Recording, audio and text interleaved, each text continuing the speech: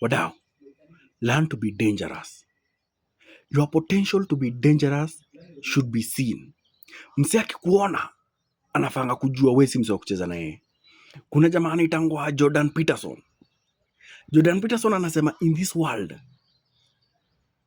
your capacity to deliver danger inafaa kuinaonekana tu msee akikuona. Cause na hii dunia ukicheza na wasee watakutumia vibaya. Ukiangalia tu kwa circle yako, kale ka weakling, ule msee ujulikana ni weak, yeye hutumiwa vibaya sana. Cause hata wasee wanajua hauta retaliate. Msee anataka kutumana ni wewe. Msee anataka kitu ujinga ifanywe ni wewe. Msee anakufanyia kitu ujinga anajua hata kuzusha utazusha. Kwa circle yako, hata kwa ofisi, hata job, wasee wanafanga kujua msee si msee wa kucheza na yeye.